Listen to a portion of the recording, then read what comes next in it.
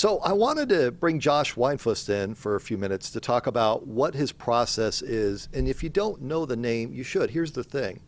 Nobody has a bigger reach. Not AZ Cardinals, not AZ Central, not The Athletic.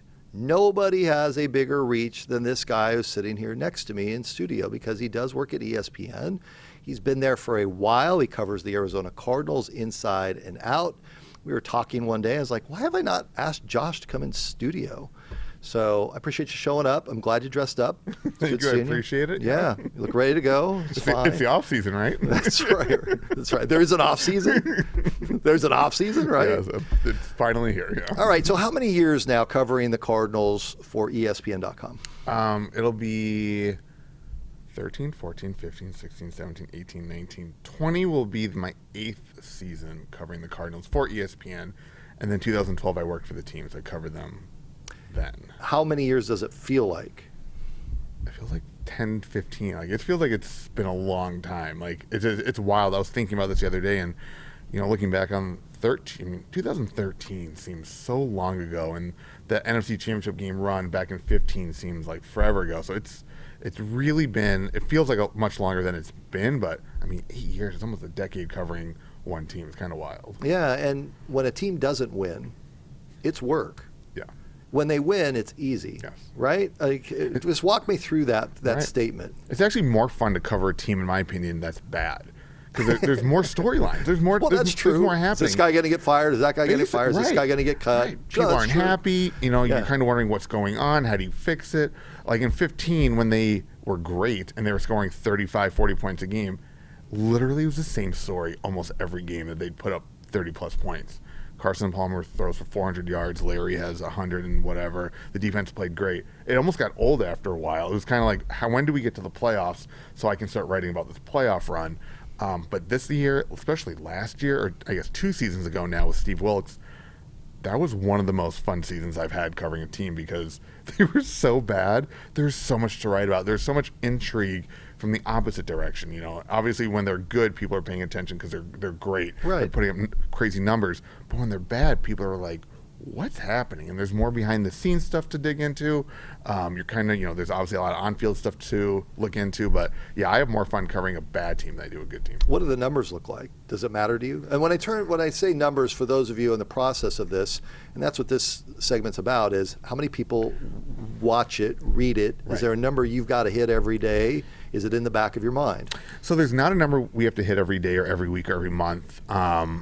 We try to just write stories that will resonate on a national level, because the way that, so what I write for is NFL Nation at ESPN. So we have one person, starting 2013, we hired one person for every team. Mm-hmm. And our audience is a national audience. So I have to write stories that resonate with people in Buffalo, Miami, Nashville, Chicago. People, there has to be something that people Boise. are going to, exactly. Middle of nowhere, right? Right. And the day-to-day, what's going to happen with the second string right tackle doesn't resonate with people in those places. So I have to go out and dig and find good stories, human interest stories. I mean, it's no secret, if you look at how we do things now, it's very different than how we did things 3-4 years ago. I was writing 5 to 7 stories a day about everything.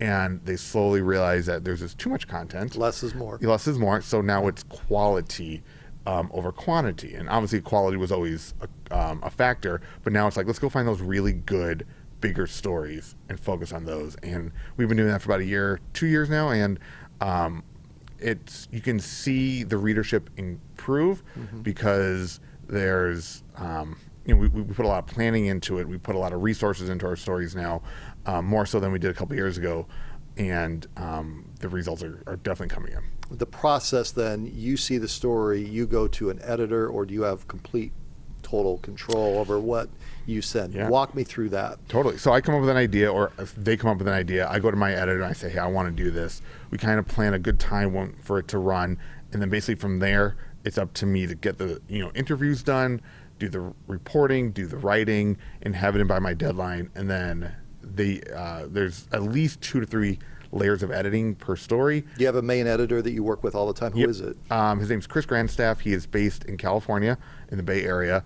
So I work with him on a daily basis, and then there's a layer of editors above him, and then above them, and then it's kind of the executive level at ESPN. So he handles my day-to-day questions, my day-to-day line editing, stuff like that, planning, and then he obviously has to go report to his editors.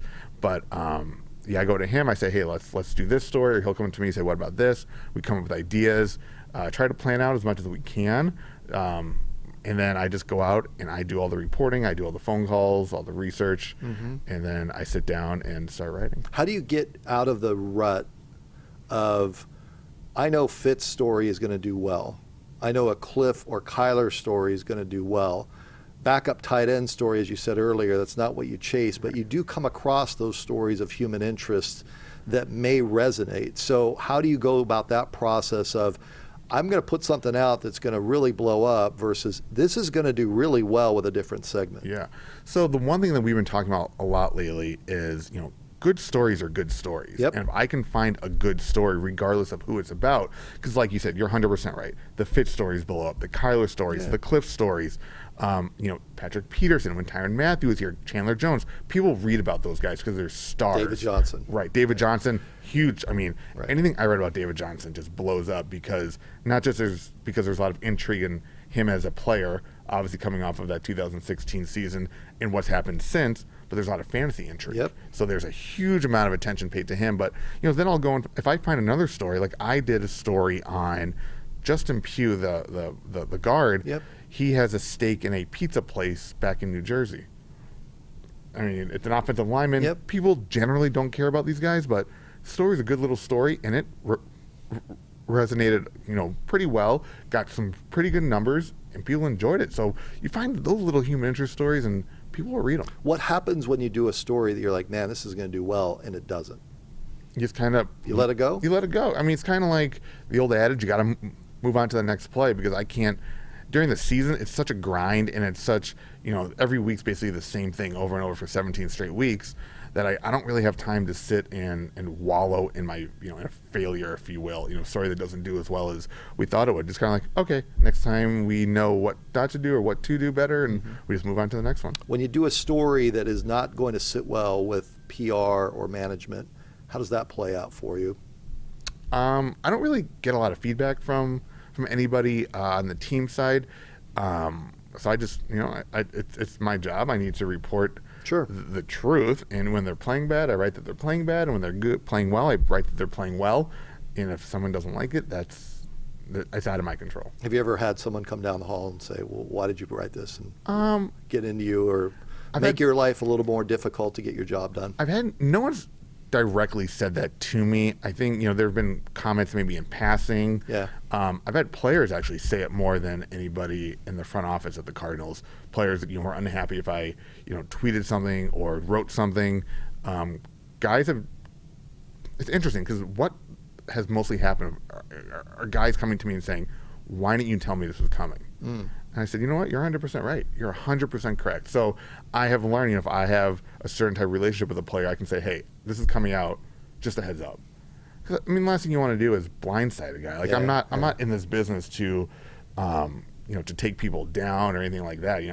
I write what I'm told to write or what I see. So from that standpoint, yeah, I mean, that really, hit home. Happened about 3-4 years ago, and I was like, that's a good point. So now something happens like that, always, shoot a guy, a message or just tell him in person, say, hey, this is what's coming down, just so you know. And if you don't like it, I'm sorry, but that's just, it's the way it is. It's the way it is. Josh Weinfuss is with us in studio. He covers the Cardinals for ESPN and ESPN Sports Nation. I want to go back on how you got into the business. Who was there a teacher? Was there a moment? Was it your upbringing? What got you into the interest of writing? Yeah, so it was actually my parents. So I grew up in Minnesota, and my dad brought home, we had the Minneapolis Star-Tribune. Sid Hartman.